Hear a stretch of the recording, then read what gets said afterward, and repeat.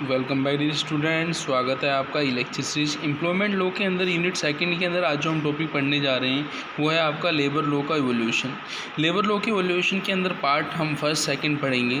Part first इसलिए पढ़ेंगे क्योंकि ये जो आपका टॉपिक है थोड़ा बड़ा है, इसलिए इसको हमने डिवाइड किया है, ठीक है ना। पार्ट फर्स्ट पार्ट सेकंड में इस तरीके से हम इसको पढ़ेंगे। तो सबसे पहले लेबर लॉ होता क्या है। लेबर लॉ जैसे कि आपको समझिए कि जहाँ एम्प्लॉयर है, जहाँ एम्प्लॉई है, जहाँ लेबर ऑर्गेनाइजेशन है, तो वहाँ पे कुछ ना कुछ उनके बीच की रिलेशनशिप के लिए, उनके बीच जो एडमिनिस्ट्रेटिव रूल्स प्रोसीजर्स जो रहेंगे उनके लिए, उनके बीच जो इश्यूज़ होंगे उनके लिए कोई पब्लिक लॉ होगा, तो वो हम लेबर लॉ के अंदर उनको हम पढ़ते हैं। अब ये जो लेबर लॉ होते हैं, हमें ये तो समझ में आया कि लेबर लॉ हार्मोनाइज करते हैं किसके बीच में, relationship between trade union, employer and employee के बीच में करते हैं। जैसे हम एक एग्जांपल लेते हैं, ये एग्जांपल कनाडा से है। In some countries like Canada, employment law relate to unionize placed. Unionize place का मतलब है कि जहाँ पे ट्रेड यूनियन वगैरह होती हैं व जहाँ एम्प्लॉय के वेलफेयर की, वर्किंग कंडीशंस की बात की जाती है, एम्प्लॉय की पे की, वर्किंग आवर्स की, इन सब की बात की जाती है। तो फाइनली हम बात करें कि जो लेबर लॉ है उसका पर्पज़ ये है कि जो एम्प्लॉयर एम्प्लॉई हैं, ठीक है ना, उनके बीच रिलेशनशिप अच्छी हो, उनके बीच जो आपके डिफ्रेंशिएशन जो भेदभाव हैं वो कम से कम हों। तो उन्हीं चीज़ों पर बेस्ड जो आपका लेबर लॉ है वो हम यहाँ पे पढ़ने वाले हैं। लेबर ऑर्गेनाइजेशंस के बारे में हम यहाँ पढ़ने वाले हैं। गवर्नमेंट की क्या रूल्स रेगुलेशन है इस फील्ड के अंदर, कैसे उनके रिलेशंस को हम बेटर कर सकते हैं, कैसे लेबर की कंडीशंस को हम बेटर कर सकते हैं, स्टैंडर्ड ऑफ लिविंग को हम बढ़ा सकते हैं, एम्प्लॉयर जो है अपनी कॉस्ट को कम से कम इंक्रीज़ करके भी लेबर की डिमांड को कैसे पूरा करें, उन सब चीज़ों को यहाँ पे हम समझेंगे वन बाय वन। तो आप ये देखें कि history of labour legislation in India क्या है। ये हिस्ट्री ऑफ मैंने आपको पहले ही बताया था, जब इंडिया के अंदर ब्रिटिश का जो शासन था तो वहाँ पे डबल कॉलोनिज्म चलता था, ब्रिटिशर अपने रूल्स लगाते थे, ठीक है ना। तो वहाँ पे हम देखें, in the beginning it was difficult to get enough regular Indian workers run British establishment. तो जो इंडियन वर्कर थे उनको ब्रिटिश एस्टेब्लिशमेंट को रन करने में क्या आती थी, प्रॉब्लम आती थी, क्योंकि वहाँ पे रूल्स जो रहते थे वो किसके इंटरेस्ट को रखते थे, जो ब्रिटिश एम्प्लॉई थे उनके इंटरेस्ट को तो सेव करते थे, लेकिन जो हमारे इंडियन एम्प्लॉई थे उनके इंटरेस्ट को सेव नहीं करते थे। तो जो हमने पढ़ा था कि जो इंडिया की हिस्ट्री में 1983 में जो आपका फैक्ट्रीज एक्ट आया था वो ब्रिटिश पार्लियामेंट जो लाई थी, ठीक है ना। उसके बाद हमने देखा था कि उसके अंदर चेंजेस भी किए गए थे। जैसे हमने स्टार्टिंग में पढ़ा था कि जो 8 आवर्स होते थे वर्किंग के लिए, ठीक है ना, जैसे चाइल्ड लेबर है, वुमन का नाइट शिफ्ट के अंदर वर्क नहीं करना है, ओवर टाइम जो है 8 आवर्स के एक्स्ट्रा जो भी वर्क किया वो 8 आवर्स से एक्स्ट्रा वो ओवर टाइम के अंदर काउंट होगा।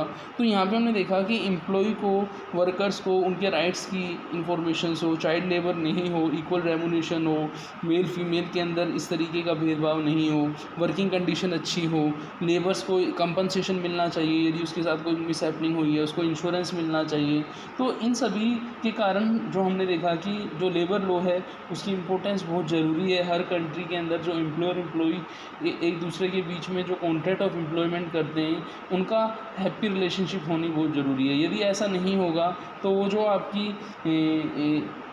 रिलेशनशिप ख़राब होने की वजह से वो वहाँ पे वर्किंग कंडीशन एम्प्लॉय की भी नहीं सुधरेगी, वर्कर की कॉस्ट एम्प्लॉयर को ज़्यादा आएगी, तो कहीं ना कहीं वो प्रॉब्लम क्रिएट होंगी। वहाँ पे कुछ रूल्स होने चाहिए वेजेस के रिगार्डिंग, हॉलीडे के रिगार्डिंग, इस तरीके की इन्फॉर्मेशंस को यहाँ पे हम पढ़ देंगे। तो यहाँ पे हम ये देखें कि इस ऑब्जेक्टिव ऑफ लेसन इस क्या है, introduce the student regarding the fundamental right labour law के बारे में उनको बताना कि लेबर के लॉ के सामने सारे क्या है, इक्वल हैं, कोई किसी के बाद कोई भेदभाव नहीं होता, ठीक है ना। यहाँ पर हमने इक्वल रेमुनेशन की बात की थी कि मेल फीमेल के बेस पर, जैसे आप देखें तो आप देखेंगे प्राइवेट सेक्टर में तो आपको लगता है कि मेल फीमेल की सैलरी में डिफरेंस हो, लेकिन गवर्नमेंट सेक्टर में जो पे स्केल है वो सेम ही होता है एक ग्रेड के लिए, तो वहाँ पे कोई डिफरेंस नहीं किया जाता, वहाँ इक्वल वर्क के लिए इक्वल पे दी जाती है। तो हम यही देखें कि हमें वर्कर्स का इकोनॉमिक डेवलपमेंट करना है, सोशल जस्टिस करना है, तो हमें लेबर पॉलिसी इस तरीके की बनानी पड़ेंगी कि किसी के साथ इनजस्टिस नहीं हो, डिसहार्मनी नहीं हो, इंडस्ट्रियल हार्मनी बढ़े, वेलफेयर ऑफ लेबर कंट्री के अंदर हो। तो इसके लिए गवर्नमेंट क्या करती है, जो लॉ बनाती है उसके थ्रू इनको रेगुलेट करती है। हम यदि इंटरनेशनल लेवल पर भी देखें तो जो अपना ILO है, हमने ILO भी पढ़ना है, हमने आई थिंक पहले पढ़ा भी था International Labour Organisation first unit के अंदर। तो वहाँ पे हमने ये समझा था कि इंडिया जो है एट प्रेजेंट जो ILO के 187 मेंबर हैं, और जो इंडिया जो है, इंडिया ILO का जो मेंबर बना है, the International Labour Organisation which comes into existence in 1919 has been a permanent member of ILO body in since 1922 की 3 साल बाद ही जो इंडिया उसका परमानेंट मेंबर बना है। तो वहाँ पे आप ये देखें कि ILO का ऑब्जेक्ट ये है कि लेबर की वर्किंग कंडीशंस अच्छे हो, लेबर के साथ सोशल सिक्योरिटी उसको मिले, इंश्योरेंस वगैरह ये सब चीज़ें उनको मिले। तो वहाँ पे आप ये देखें कि वहाँ पे ट्रिपल एसोसिएटेड है, वहाँ गवर्नमेंट भी है, वहाँ एम्प्लॉय को भी देखा जाता है, वहाँ एम्प्लॉयर को भी देखा जाता है। तो वहाँ सबको इन्वॉल्व किया जाता है कोई भी डिसीजन लेते समय। हम यहाँ पे देखें कि ILO के जो ऑर्गन हैं वो कितने हैं। ILO के ऑर्गन को हमने 3 पार्ट में डिवाइड किया है। फर्स्ट है international labour conference, general assembly of the ILO जिसको हम बोलते हैं। सेकंड है आपका गवर्निंग बॉडी जिसको हम एग्जीक्यूटिव काउंसिल ऑफ ILO बोलते हैं। और थर्ड जो है इंटरनेशनल लेबर ऑफिस जिसको हम परमानेंट सेक्रेटरीट बोलते हैं। अब इसका ऑब्जेक्ट यही है कि इंटरनेशनल लेवल पर हम क्या करें, इंटरनेशनल लेबर ऑर्गेनाइजेशन के जो ऑब्जेक्टिव्स रखें उनको पूरा करें। हम इंटरनेशनल लेवल पर जो है स्टैंडर्ड्स को सेट करें, हम इस तरीके की पॉलिसी बनाएं, इस तरीके के प्रोग्राम बनाएं कि जो वर्किंग कंडीशन है वो एम्प्लॉय की क्या सुधरे। तो कहीं ना कहीं देखिए हम वही बात कर रहे हैं, बार बार हम वही कह रहे हैं कि एम्प्लॉय की सोशल सिक्योरिटी की बात कर रहे हैं, एम्प्लॉय के वेलफेयर की बात कर रहे हैं, एम्प्लॉयर के बीच में जो रिलेशन है उसकी बात कर रहे हैं। कहीं ना कहीं हम ये देखें, हम सोशल सिक्योरिटी की बात कर रहे हैं, इंडस्ट्रियल रिलेशंस की बात कर रहे हैं, तो उनको हम इम्प्रूव करना चाहते हैं। एम्प्लॉय को जो भी मेडिकल फैसिलिटी मिलती है उसकी हम बात करेंगे कि तो वर्कर्स को जो भी बेनिफिट एम्प्लॉयर की साइड से मिलना चाहिए वो सब चीज़ें उसे मिलें, प्रॉपर ट्रेनिंग वगैरह मिले। तो उन सब चीज़ों को यहाँ पे हम पढ़ेंगे। पार्ट सेकंड के अंदर देखिए हम लो वेलफेयर एंड वर्किंग कंडीशन के बारे में बताया हुआ है। जैसे कि हमने थोड़ी देर पहले पढ़ाई था कि यदि एम्प्लॉय हैप्पी रहेगा, उसकी वर्किंग कंडीशन अच्छी रहेगी, वो डिस्प्यूट्स के अंदर नहीं रहेगा, तो कहीं ना कहीं आप मुझे बताओ कि आप वो जो ऑर्गेनाइजेशन है, प्रोडक्टिविटी ऑफ लेबर जो रहेगी वो एसेंशियल कंडीशन रहेगी नहीं रहेगी प्रोस्पेरिटी ऑफ द एंटरप्राइजेस के लिए। आप कहेंगे यस सर बिल्कुल सही कह रहे हैं आप। तो ऐसी स्थिति हमें बना के रखनी है, इस तरीके का हमें एनवायरनमेंट बनाना है कि जो लेबर है, लेबर की डिग्निटी है, इक्वल इंपॉर्टेंट मिले प्रोडक्टिविटी के अंदर। वहाँ पे हमें ऐसी कंडीशन बनानी है, अप्रोप्रिएट कंडीशन बना रही हैं। Appropriate conditions at work are ensured by measure taken to promote safety at workplace मिले, मिनिमाइजिंग ऑक्यूपेशनल हजार्ड्स हो। तो इन सब चीज़ों का हमें ध्यान रखना है। वेलफेयर के लिए हमें ध्यान रखना है, वेलफेयर ऑफ लेबर का ध्यान रखना है, कंडीशन ऑफ वर्क का, provident fund, employee liability, workman compensation, old age pension, maternity benefit. तो ये जो भी सोशल सिक्योरिटी स्कीम्स हैं उसका हमें क्या रखना है, एम्प्लॉय के लिए ध्यान रखना है।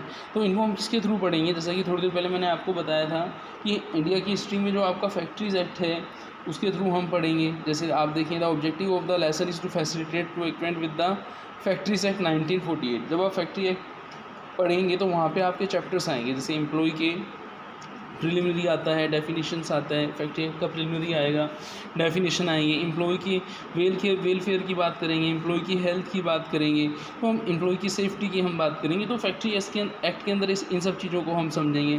फिर हम देखेंगे कॉन्ट्रैक्ट लेबर के अंदर एम्प्लॉयर की रिलेशनशिप जो है और जो आपका नॉर्मल वर्क होता है, क्या उसमें कुछ डिफरेंस है, क्या कॉन्ट्रैक्ट लेबर और नॉर्मल वर्क में जो कोई डिफरेंस हो तो वो हम कॉन्ट्रैक्ट लेबर एक्ट के अंदर हम देखेंगे। ऐसे ही और भी हम एक्ट पढ़ेंगे इसके अंदर।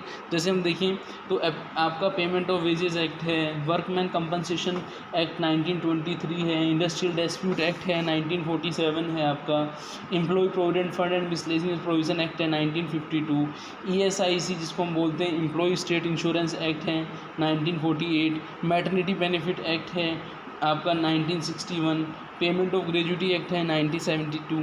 तो ये हमारे सिलेबस में। इसके अलावा ये जो एक्ट हैं, जैसे हम देखें building other construction worker regulation of employment and condition of service act 1996, ये अपने सिलेबस में नहीं है जो हम पढ़ेंगे सिलेबस। माइंस एक्ट 1952 भी अपने सिलेबस के अंदर नहीं है। तो कहने का मतलब ये है कि हम क्या चाहते हैं, हम ये चाहते हैं कि जो हमारा वर्कर्स हैं उनको वर्किंग की कंडीशन अच्छी मिले, उनके साथ प्रॉब्लम्स नहीं हो, लेबर लोग जो हैं वो उसके सामने सब इक्वल इक्वल हैं वहाँ पे एम्प्लॉयर को भी ध्यान में रखा जाएगा, एम्प्लॉय को भी ध्यान रखा जाएगा। ये नहीं कि किसी पर्टिकुलर हम लेबर के फेवर में ही डिसीजन लाएं, वहाँ पे सब चीज़ों को इक्वल रखा जाएगा। तो ये बहुत सारे एक्ट बने हैं, ट्रेड यूनियन एक्ट बना है, वहाँ हम यूनियनाइजेशन नॉन यूनियनाइजेशन की हम बात करते हैं। ऐसे ही आपका फैक्ट्रीज एक्ट के बारे में मैंने आपको बताया था। इन सब एक्ट के बारे में, मिनिमम वेजेस एक्ट के बारे में कि मिनिमम वेजेस वर्कर की कितनी होनी चाहिए, तो ये सब चीज़ें हमें क्या करेंगी, हेल्प करेंगी। इनको हम पार्ट सेकंड के अंदर आप देखिए तो वहाँ पे हम पार्ट सेकंड में भी देखेंगे कि लॉ इंडस्ट्रियल रिलेशन के रिगार्डिंग ये रोल हैं, ये लॉ हैं आपके, जैसे industrial Dispute act, plantation act, industrial trade union act 1926, industrial employment act, wages के रिगार्डिंग ये रूल हैं आपके, minimum wages, payment of wages, payment of bonus act. तो इन सबको हम आगे आने वाले लेक्चर्स के अंदर और डिटेल में पढ़ेंगे। थैंक्स।